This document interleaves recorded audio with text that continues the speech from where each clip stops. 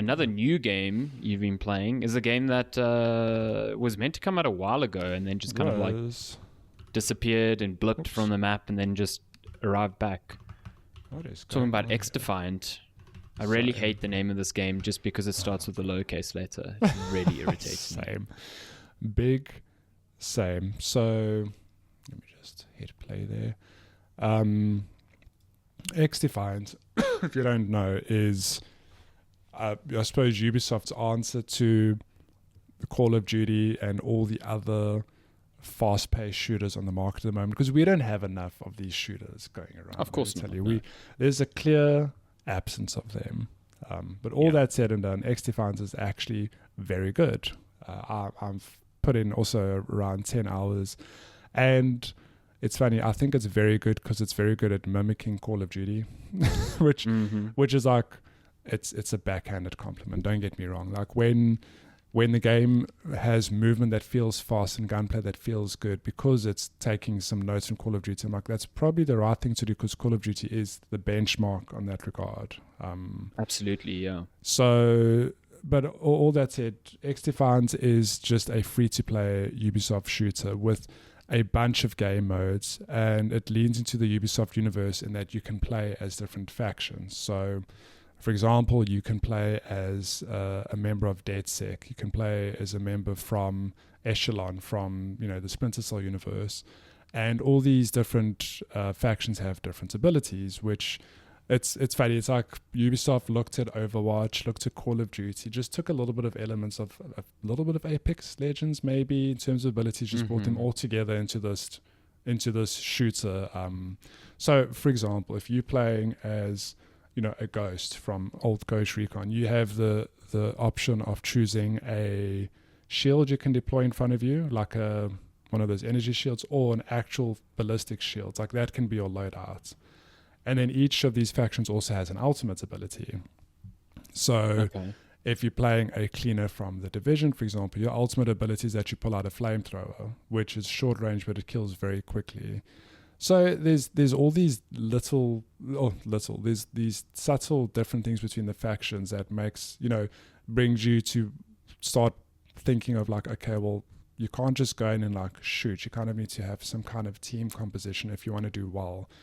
You won't necessarily like lose if you don't have that, but it definitely works in your favor if you do have, you've got from Far Cry 6, they've got I can't think of the faction's name now. I've just blanked on them. But that's like the healing class. It kind of helps that a healing class. You've got Echelon, which is, they can either, your two abilities you can choose from, you can either go invisible for a short amount of time, or you've got like a radar that reveals enemy positions. So if you start balancing out, I saw that. Look, it's a bit overpowered. Yeah, it sounds a bit hectic for a shooter of this kind. Yeah. So the team composition is certainly helpful, but it's not a primary thing. What you want to focus on is the gunplay, which is very good. So you can choose, as you'd expect, from SMGs, assault rifles, shotguns, sniper rifles, and using them it's a typical thing of the more you use a gun, the more you level it up, the more attachment you get for it, the better the weapon gets. And I think, look, it's been a long time since I've put a lot of time into Call of Duty, but the gunplay in this feels very good in that I can feel, as I level up a weapon and I start putting attachments on it, I can feel the difference. I'm like, oh, like this does feel more accurate, or yes, I'm now running faster because of this attachment or whatever, or I'm aiming down sights a lot quicker. And I'm just having a good time with it. Like, it's also one of those things where a throwaway title like Stellar Blade, where I was like, yeah, like cool, and then I play it and I'm like, oh shit, this is actually really good. I mean, the only reason this popped up on my radar was because a couple of my friends were like, it's launching, let's play it. We played the beta, we enjoyed it. I was like, yeah, cool, I'll play it. And I'm like, damn, it's actually really good. I think Ubisoft have definitely nailed the fast-paced feeling of the shooter. Like I said earlier, sprinting and running around the map, it feels good. Like the kills come fast, you die regularly, but you spawn instantly, you're back in the action. Yeah. Sorry, can you hear me? It looks good. Like I'm watching the footage of you playing, and it looks very like sweaty shooter sort of vibes, which is, if you're going to go for Call of Duty, that's kind of what you need to go for. It's far less casual nowadays and more competitive and very precise. So yeah, it looks good. I like that it's not a hero shooter, because at first I was like, do the factions have specific weapons? But it doesn't seem no, you can use any weapon with any class. So, and that also works to your favor. It's like, well, if you play the Splinter Cell faction, you can go invis for time, which maybe works well if you're sniping. You can, but I mean, it's twofold. You can use it as like, I'm going to use it to reposition on the map where nobody can see me, or I'm going to take a close range weapon like a shotgun, go invisible, and go behind enemy lines. So it's interesting that there's that variation on those options available to you.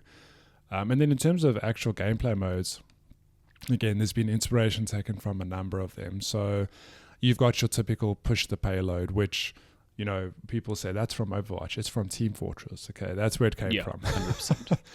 Push the payloads, that's in there. You've got what we're playing, if you're watching the video feed, this, I think it's called domination or control, where there's 3 points on the map. You've got to capture them.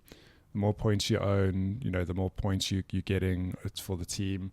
You've got a mode that reminds me very much of Rush from Battlefield, which is, if you remember, you kind of have to take objectives in a linear manner. Like you spawn, you take the first 2 points on the map, then it unlocks the next part of the map for you to take a point.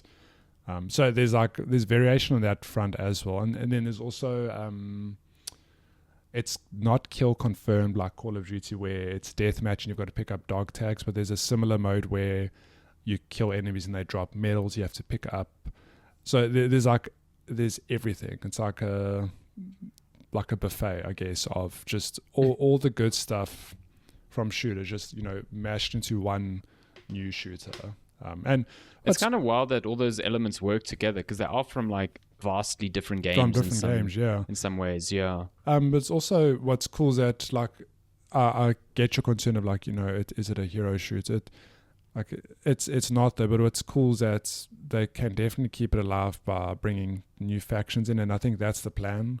I mean, I laughed because we were joking about when are they going to bring the Assassin's Creed faction in, and they probably will. I mean, like, you're gonna have old Basima, old Tear with the gun. I don't know what the abilities will be. I mean, what if they just bring Desmond? At least he's a modern character. Bring Desmond in. But Ubisoft does have a pretty big library of factions that can lean into. So I think this game will get support for a long time. Wait till Rayman gets put in. You start thinking like, well, what can Ubisoft put in here? There's so much they can actually give Rayman a gun. All that said, I don't know how this survives in the long term in terms of, the new Call of Duty comes along. Are the people playing this going to skip Call of Duty? Are they going to play Call of Duty then come back to this in the long run? Like, I don't know. Maybe you're part of the camp that you don't have the money to buy Call of Duty, so you just stick with a free-to-play XDefiant. Because this is free-to-play, correct? This is free-to-play. Okay. Yeah. Listen, I think we were speaking about it last time. Like, this is when the real work starts on these sorts of games, because now it's you will always get some interest when you bring out a new game. Like, if you don't have that, you're pretty much dead in water already.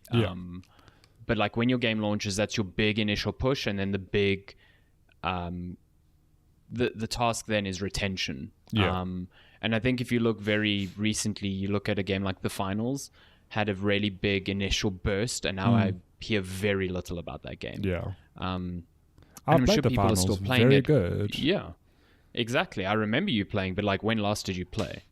I mean, it was a while ago. It's like, I'm pretty sure a lot of people are playing it, but now it's like, to keep it consistently in the conversation is difficult. And I think very few games have done that. I think, like you said last time, Ubisoft is pretty experienced in this regard, especially when it comes to like Rainbow Six Siege and For Honor and stuff like that. And I think this having such a low barrier to entry will help it even more. But yeah, we'll see when the Call of Duties of the world come out, and when a new season Fortnite comes out, and stuff like that. That's who you're competing with. So the reality is also that gamers only have a finite amount of time and attention and money. Like, if I had all the time in the world, you best believe I'd be playing Counter-Strike and Dota and all these other live service Exactly. games that I've kind of given up over the years because it's just I don't have the time to put into them. You're aiming at a market that is already well established with the games that they play. Like, you are going to get, like, you and your friends are a good example where you are big Counter-Strike players, so this is initially intriguing. You're like, oh, it's a new shooter, I want to see how it feels. But will this take over the majority of your time as opposed to, like, going back and playing Counter-Strike? It's hard. Like, will they retain you more than the game you've been playing for over a decade? And I think the same goes for, like, a Call of Duty. It's a very difficult thing to, like, siphon players from established franchises. So No. yeah, we'll see. Also, just last thing, there are local servers. In South that's Africa. cool. So, Okay. but even like, so I was playing with my friends. I had 180 ping, and no, like, I'm sure they were obviously, I'm at a small disadvantage, but at no point. So they made you play on South African servers. Well, it's one of me and like 4 of them. Wow, how rude.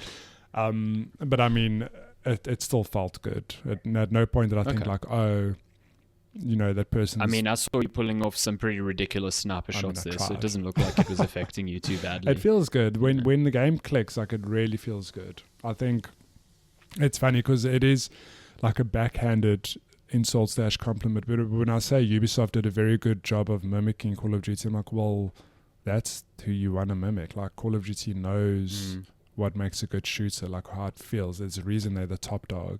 So if you can come close to getting a similar feel, like, sure, you copied the homework, but you've added your own flavor enough that I'm like, damn, like, yeah, it works, Yeah, copying's not good enough. There has to be something, a hook. Yeah. But I think also just nailing the fundamentals is big, because you can have this big hook, but then it doesn't feel great to play. And, I think Apex is a good example of, like, just nailing how gunplay feels, whereas the format wasn't all that new, and they've kind of stuck around.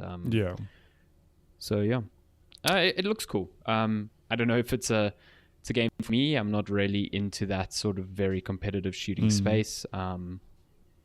But yeah, I'm glad that it's finally out, because it was seeming like it might just die. And I hope it kind of sticks around as an alternative, especially because it's free to play. So that's cool.